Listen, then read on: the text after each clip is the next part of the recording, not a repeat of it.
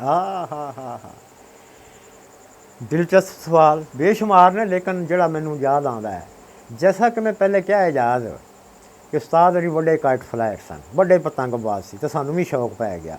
मैं मुख्तसर गल करना, मैं अपने घर डोर लाँदा सा, ए मंजी खड़ी कर लैनी तो उहदे पावियां नाल डोर भरनी ते मझ आप पकांदा सा। मैं मूंगिए रंग दा गोट एक लाया इजाज़, मूंगिए रंग दा गोट लाया मैं, गैर मुल्की धागा लिआंदा है, दिल जमई नाल मैं माझा पकाया, कच बरीक पाया मैं लिआंदा, आशिक किताबां वाला अपना उहदे नाल एक दुकान सी, उत्थों मैं कच लिया अपने मेन बाज़ार विचों, माझा लाया, मूंगिए रंग दा दो गोटा तैयार किया, ते चुरंगा लिआया धद्दा, चुरंगा मैनू पसंद होंदा सी, गुड्डा, गुड्डे दा नाम है चुरंगा, जिन्हां नूं नहीं पता उन्हां वास्ते। उस्ताद अरी उन्हां वक्तां च अपने महल्ले रसूलपुरा आ चुके होंदे सन, ते हुण उस्ताद अरी छत ते अपना गुड्डा उडाई खड़े ने, ते इधरों मैं भी अल्लाह दा नाम लैके चुरंगा खड़ा कीता ही आपदा, मूंगिए गोट सी। हाँ हाँ हाँ हाँ, उस्ताद अरां नाल पेचा लग गया इजाज़, ओ हो उस्ताद अरां खरे तुक्कल सी जां खरे गुड्डा ही सी, उस्ताद अरां ने लम्मा गोत मारिया, ए थल्लों चुक्या मेरा चुरंगा। अल्लाह अल्लाह अल्लाह, भी क्या दिलचस्प वाक़या है, मेरा मौला जानदा है इजाज़। दोस्तों, गुड्डे दिसने बंद हो गए ने, आई साइट जवाब दे गई है, अल्लाह दी रहमत नाल उस्ताद मेरा चुरंगा नहीं कट सकिया।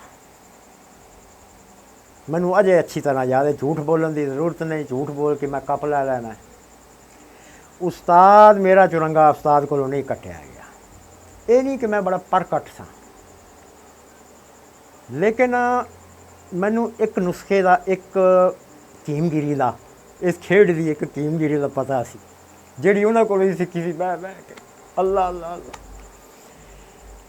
कि डोर देनी है, ढिल देनी है, लेकिन गुड्डा पलमन नहीं देना, गुड्डा पलमन नहीं देना। मैं अल्लाह का नाम लैके, आवाज़ सोहनी सी, ए कदी डोर जदों वेखां कस पै रही है, डोर नूं ढिल देवां, जदों वेखां पलमन लगदा है, बहुत ज़्यादा ढिल, पलमन बहुत ज़्यादा ढिल, उदों माड़ा जिहा आसरा लै लैना।